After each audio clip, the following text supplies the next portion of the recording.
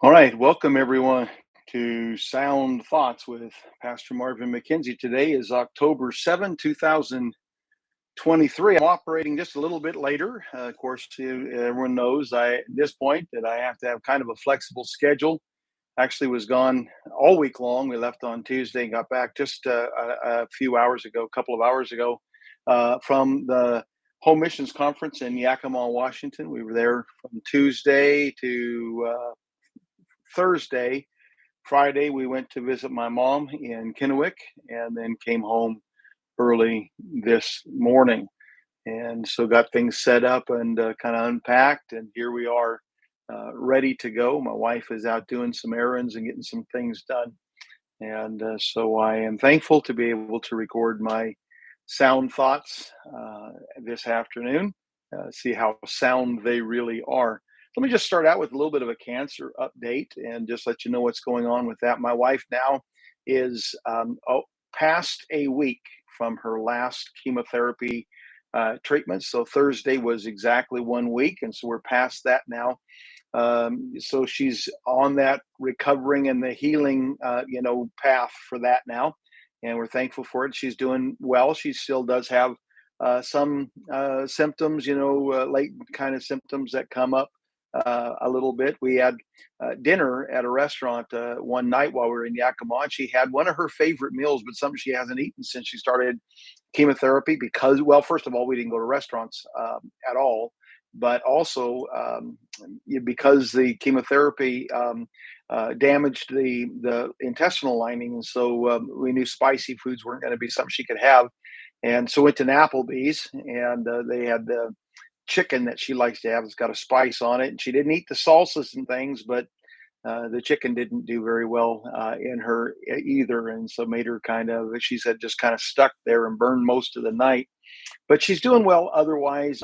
Friday was a very, very busy day. We got up early, 6 o'clock in the morning. I was up much earlier than that, but by 6 we were getting dressed. We're getting ready to go over to mom and dad's. And we got to my mom's. Dad has passed away now. We visited mom, and my brother and one of my sisters was there. Got a good visit with them. My son Caleb, his family came over, and one of our nieces, Haley, came and spent a good portion of time with mom, and we all visited together, had a good time together, and then about 3 o'clock, mom said, "Well, looks like Anita's getting tired," and Anita, she was caring for Anita, but mom would have been getting tired too, wanted a nap. And so we were staying in Yakima though. And so there was, we went out, drove back to Yakima and had dinner, and then went back to the motel room. So it was 6 o'clock before we got back to the motel room, and Anita was still feeling pretty well. And so we're very, very, very thankful for that. We did have a little bit of a setback, sort of. We've already had our first consultation appointment with the radiation doctor, and the doctor had set up for her Anita to be fitted for the mold that she will be laying in when they do radiation when it starts. It was supposed to be last Monday, and then that got postponed. There was an emergency at the hospital. His staff was needed at the hospital, and so Anita wasn't able to get that mold made. Doctor has said that it's going to be 2 weeks after the mold. It'll take him, once the mold is made, it'll take him about 2 weeks to get things set up. So we've still got some time and a little bit of a setback there. We were thinking we might be able to have radiation done before Thanksgiving, but this is going to make it probably where that's not going to happen. It still puts us, we're still at least, if she's able to have the mold made on Tuesday, which is the current plan, it still puts us, maybe 2 weeks, 2 to 3 weeks ahead of what we expected previously. And so we're very, very thankful for that. We give a little bit of a report on the Home Missions Conference. This was the 51st annual Yakima Bible Baptist Church Home Missions Conference, and it was the 39th consecutive one that my wife and I have attended. We began attending in 1984 when we first started in ministry. My oldest son Bohannon was a baby, and so Bohannon and his brother Caleb have never missed this conference. They've been there every single year of their life. In fact, I was thinking about it the other day. The only church that either one of my boys can say that they have been in every single year of their life is the Yakima Bible Baptist Church, and especially in October at that home missions conference. And so it was a great time over the years, 39 years of going to this. We've witnessed, during the passage of time, a lot of us who are still coming are older now. We're obviously growing older. There are men who've drifted away. Some have fallen out of the ministry and into sin and those sorts of things. A number of men have passed from this earth into heaven, and look forward to the day that I get to see them again in glory. But one of the things that we can be thankful for is that there are so many young men, faithful young men, continuing to surrender to the ministry, surrendering to plant churches really around the world. Washington and Oregon, there were reports of new churches being planted here in Washington State right now, and we thank the Lord to hear those sorts of things. Of course, it's Saturday now. I'm ready because of the way the week was. I prepared ahead of time. I wasn't sure what my day today was going to hold once I got home, so I wanted to make sure that I was prepared ahead of time.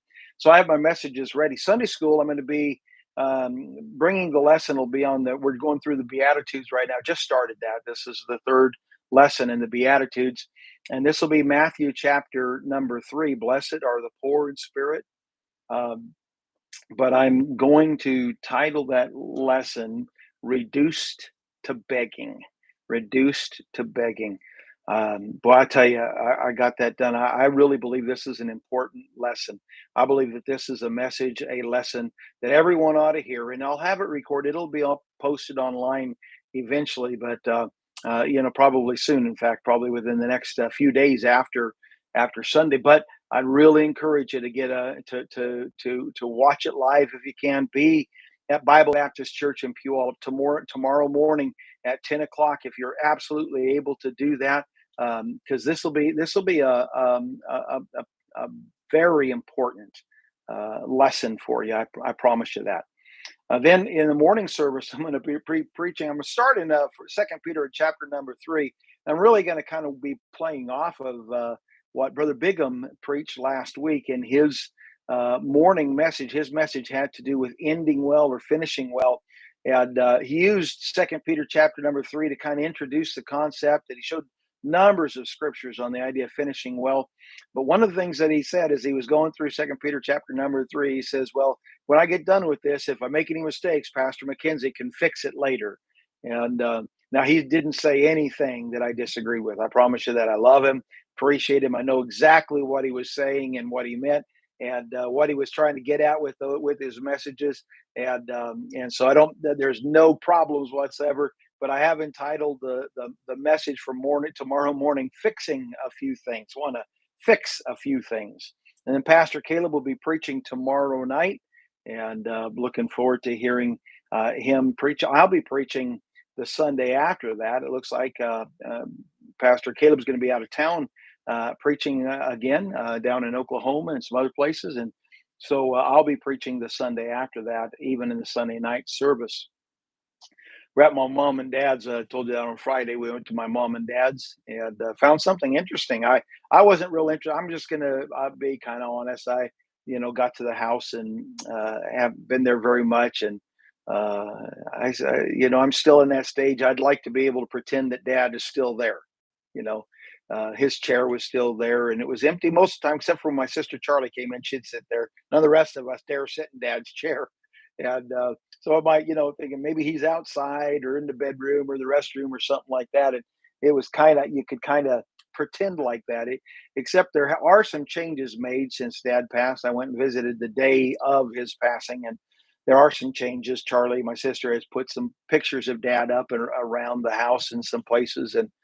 And so my sister got out this box of old pictures and wanted to, encouraging, my wife and my daughter Lisa and all the family to look at these pictures. I didn't really want to do it. I just it's a little bit somber to me, like sobering for me right now to kind of be thinking about those sorts of things. But But Lisa and my wife began to go through those pictures, lots of pictures of me, little me, and which is, I think that's what it attracted them to them. And so they started looking through there, but we found something. They found something interesting. They found my first Social Security card. I got it when I was in seventh grade. I got a job at the 7-Eleven in Pasco off of 44th Street, I think it was. Got my Social Security card, and very first one, seventh grade there. And sometime after I got it, that Social Security, I found out that it was possible for me to apply for a new Social Security card, same number, but where I would be going by an alias. And so I was able to go by my stepdad's last name because I was able to get it on my Social Security card. Well, this one they found in there was my with my originally my got my signature signed in when I was in the seventh grade, but it's with my birth name, last name, and so I was able to, I had up until from seventh. Well, I don't remember. A little bit after seventh grade is when I applied for the new Social Security card with my alias, and I kept that. It was really my only, official document with the name that is now my legal name um, on it up until um, Anita and I got married. And just before we got married, Anita said, "I won't go by an alias. You're going to have to either go back to your birth name or you're going to need to make your alias legal." And so I went to court and made my last name legal at that time. Saw on the news when I was up mom and dad's, I saw, or at my mom's, going to take me a while for that. Saw on the news where our president has now lifted the restrictions that he put in place on putting the up the wall between Mexico and the United States, and that he has determined that it is an emergency situation. So he's removed all of those restrictions that he put in place. He's removed those so that they can once again begin rebuilding that wall because now it's an emergency. There are so many illegal aliens crossing over into the United States. I think mostly they're saying from Venezuela, refugees and criminals from Venezuela that are crossing over that border. That it's an emergency situation. I thought this was interesting, though. They said though he has now said that it is emergency, he lifted his own policies, his own restrictions, so that they could begin to once again build the wall. He said, "But I haven't changed my policies." And I think there's a powerful lesson in there. Deception is such a sly evil that the deceiver very often doesn't realize he's lying. And it's a powerful lesson for all of us that it's very easy to believe that we are telling the truth when in fact we are not. We are telling a lie. And it is a humble person who can stand on his or her convictions without judging a person who has not come to the same convictions. And speaking of convictions, I've been pondering uh, lately the persuasion of the reformers. Though the reformers themselves suffered at the hands of the suffered alongside Baptists at the hands of the Catholics. Whenever the reformers were able to get the power to do so, they were guilty of persecuting anyone whose conviction disagreed with their own. So they would persecute Baptists, Martin Luther, John Calvin. They all persecuted Baptist people, but they also persecuted one another. The Calvinists would persecute the Arminians, and so on, and so forth. And I just, the battle that rages between Calvinism and Arminianism. I'm just going to say I don't get it. I don't get it. There is, and of course, we don't have the same kind of persecution they would have had in the 15s and 1600s when they had to burnt each other and tortured each other over these sorts of things. They don't have that sort of thing going on here, at least in the United States of America or in the civilized world, Western world. But there are great battles being fought. I see right now that there is a great battle. The reformers are holding a secessionist convention, and the Armenians are, some of them anyway, are pouncing on that. So the secessionist is pouncing on the charismatic, and the charismatic is pouncing on the secessionist, and eventually all of them are going to come down to it, and they all do. Eventually, the secessionist is a Calvinist position, and the charismatics, that is an Arminian position, and so it all comes down eventually to Calvinism versus Arminianism. And I just have to say, I do not get it, and here's why. Calvinism and Arminianism are both man-made systems.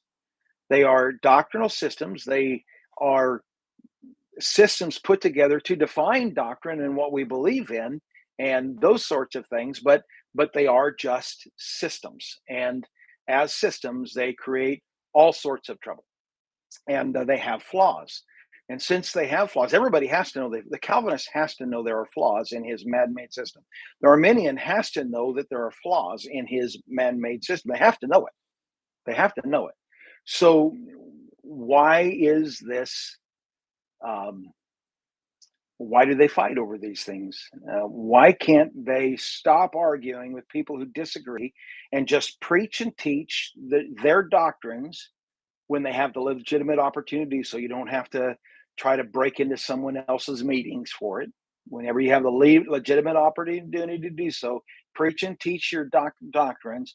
Pray the Lord will lead some to see the doctrine as you do, and leave it at that. It's called soul liberty, which, by the way, is a Baptist distinctive. Everyone has a right to worship God according to the dictates of their own conscience. And my only caveat to that is, please, please, please study out what you believe, rather than just believing because someone said it, or because it's the easiest thing to believe, or because it's your preferred faith. Also in the news, attacks going on in Israel. I was pleased to see that Dave Reichert, who is a Republican candidate for governor, Washington State, he stood in support of Israel after those recent attacks that are going on there. Here's a quote from Dave Reichert. He says, "The horrific and unprovoked terrorist attacks against innocent Israelis, some murdered and kidnapped in their homes, is a savagery we will not forget. These atrocities warrant swift and forceful condemnation from the United States and international community. I will always stand shoulder to shoulder with the people of Israel in its right to defend itself." End quote. Speaking of the governor, let's talk about fuel costs a little bit. Speaking of the governor, I saw a chart today showing that the average price for a gallon of gas in Washington State is $1.40 above the national average. I don't know if it's more than in California, but it's certainly more than the national average is. And though some are blind and deaf to the facts, this is a direct result of the environmental policies of our governor, and they're only going to get worse if Washington State elects Bob Ferguson as our next governor. Dave Reichert, I think, is the man that we should be supporting in this thing. I've taken to recording lately because of the prices of gas. I've taken recording little short videos of the cost of fuel whenever and wherever I fill up. And so someone today commented, I bought gas in Union Gap at the Circle K in Union Gap today. And someone commented and said, "You work at a church. People throw money at you. Suck it up."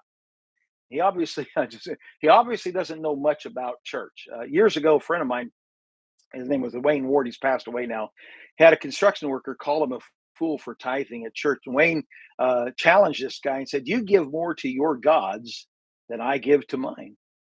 And what Wayne challenged this man is to take a month, and for a month keep a record of his spending on booze, tobacco, and drugs, and do it for a month. And Wayne kept track of his tithe for a month, and this man, they compared, and this man gave way more dollars to booze, marijuana, and tobacco than Wayne did the 10%, the tithe to church. And what's more, the devil had taken more from this man than money. He had taken from the man his wife, his health, and his family. I'm just telling you, giving to God is never lost. It is wise, and it is wise stewardship to give faithfully to God, both tithes and above your tithes, gifts and offerings to the Lord. Well, I do want to encourage you to take a look down there in the descriptions. You're going to find some other links. A book that I just finished recently on the book of Jude. You can get a Kindle or paperback format. There are many other things in that list. Things to be praying about. Be praying for the leaders of our world for upcoming elections. Pray for police and military. Pray for the souls of men and women to be saved. Pray for those that are fighting cancer and that they would win the battle against this wicked thing called cancer. And then, if you have a mind to, I want to encourage you to log in to my Daily Visit with God podcast every morning. It drops at 6:30 in the morning. You can listen to it anytime, and you just do Marvin McKenzie. That's one word, Marvin McKenzie .substack.com, and just log right in, and you'd be able to subscribe, and you'd be able to get notifications whenever we send them in, whenever they drop. Right now, I'm doing a series out of the Book of Psalms, and that series is having to do with depression. I'm trying to help people with depression and anxiety and discouragement and disappointment and fear and hurt feelings and all of those sorts of things. We're looking at that right as we see it in the book of the Psalms. Deals with almost every emotion. In fact, I'm sure every emotion imaginable. I won't get them all, but every emotional imaginable is right there. I encourage you to take a look at that. So until next time, God bless.